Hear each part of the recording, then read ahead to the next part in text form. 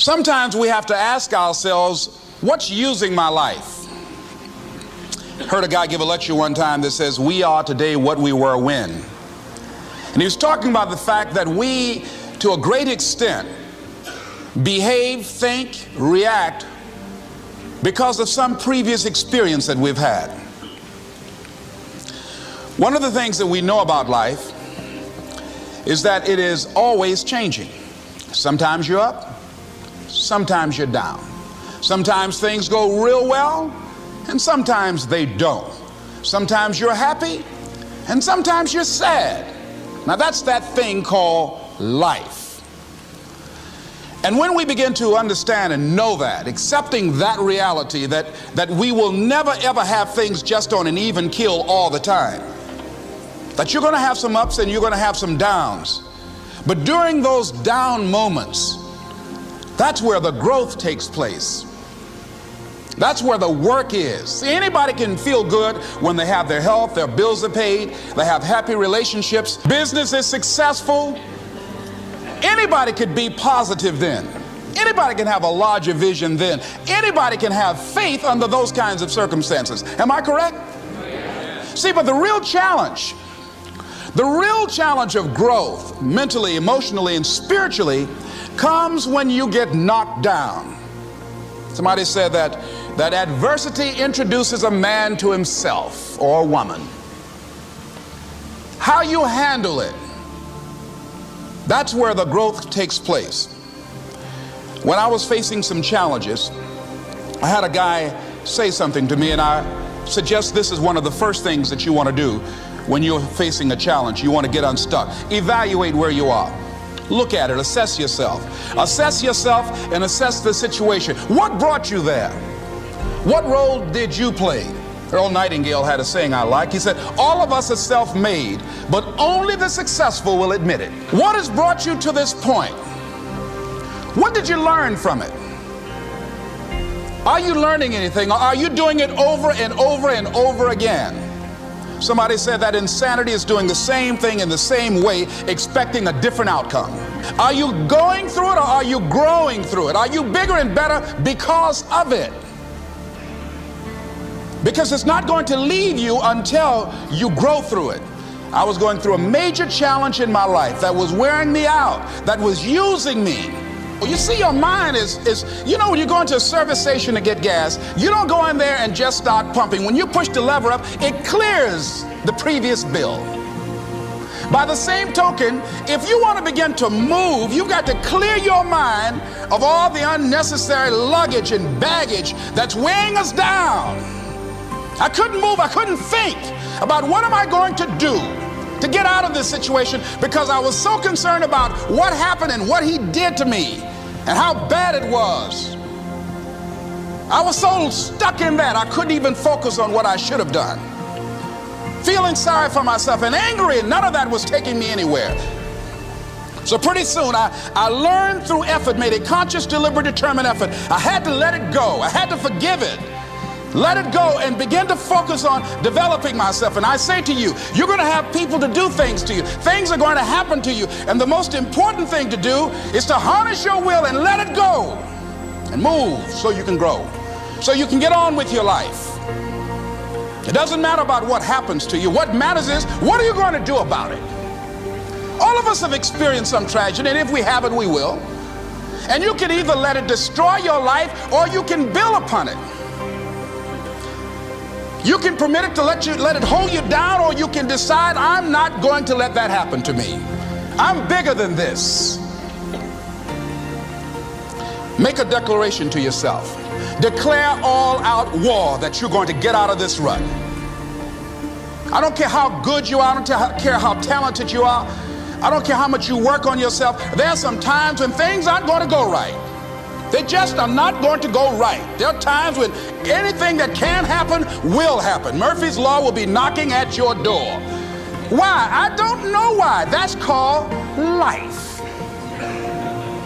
And you have to deal with it. Sometimes your life will be in a slump, just like sports.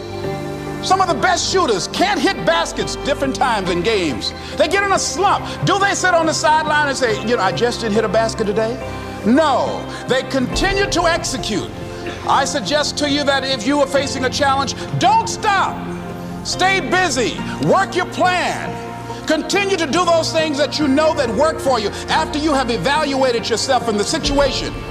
Continue to move. Stay busy, stay busy, stay busy. Find somebody that you can help so you can forget about you for a moment. See, sometimes the best thing to do is to be. Sometimes you have to just back up and go within yourself. A bow and arrow, you can't take a bow and just push it out an arrow. You just can't push the arrow out. You have to pull it back and then release it. Sometimes you have to back up and go within and pray and meditate and recharge your batteries. Go away, clear your head, and then come back and look at it from a different vantage point. Don't operate while you're under the spell or the effect of what's going on. Next thing is that you've got to activate the thinker in you. Don't allow your emotions to control you. We are emotional, but you want to begin to discipline your emotion. If you don't discipline and contain your emotions, they will use you. Your mind goes on automatic, just like a God. You know, I loved reading the book called As a Man Thinketh by James Allen. He uses the analogy of the mind being like a garden. You know, weeds don't have to have any encouragement to grow. You don't have to water them. They don't have to get sunshine. They don't have to have fertile ground. They will grow through the cracks of a sidewalk. Am I right? But if you want to grow orchids or roses or any kind of exotic flowers, there are special processes and procedures you must go through.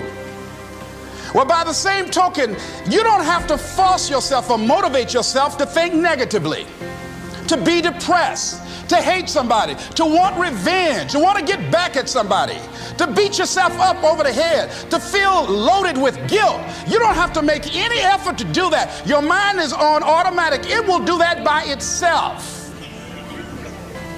But if you want to begin to move into your own personal greatness, if you want to begin to really enjoy a happy, successful, healthy life, you've got to be willing to go against the tide. You've got to be willing to harness your will and say, in spite of this, I'm in control here.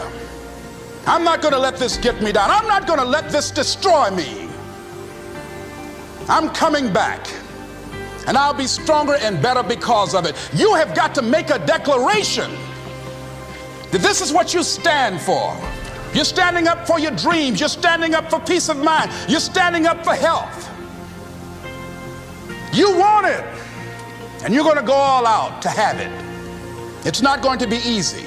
When you want to change, it's not easy. If it were in fact easy, everybody would do it.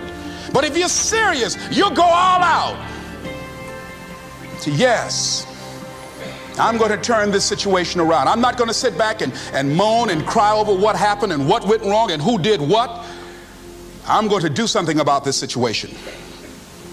The next thing that is important is that expect things to get better for you, because they are. See, life is cyclic. You're not, whatever experience you're having right now, it has not come to stay.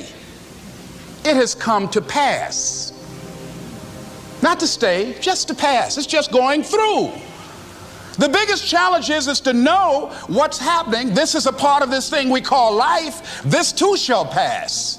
And maintaining perspective, putting it in perspective. The other thing is, take full responsibility for your life. Accept where you are and the responsibility that you're going to take yourself where you want to go. Someone said we have two primary choices in life. We can either accept conditions as they exist, or we can take the responsibility to change them. See, a lot of people want to exempt themselves from taking responsibility. All they want to do is talk about the problem. Every time you see them, they'll tell you their story over and over and over and over again. No. You want to take responsibility for your life. I got me here, I can get me out of this. And I'm getting out. I'm not going to be a volunteer victim. George Bernard Shaw said there are two kinds of people in life. You know, he said those that make things happen, those that watch things happen, and those that don't know what happened. And he said the people that get along in this life look around for the circumstances that they want, and if they can't find them, they make them. They create them. So part of beginning to get unstuck, you've got to decide that the behavior pattern that you have adopted doesn't work for you. You've got to change your strategies, and changing your strategy means reinventing your life, recreating you, and you have the power to do that. You can decide that you're going to change, that you're not going to be a wimp. You can decide that you're going to stand up to life. You can decide that I'm going to live each day as if it were my last. You have the power to make that decision. You can decide I'm going to work on myself and develop myself. I'm going to empower me. And all of these things that are happening to me right now, they're just temporary inconveniences. They're not stronger than I am. I'm in charge here.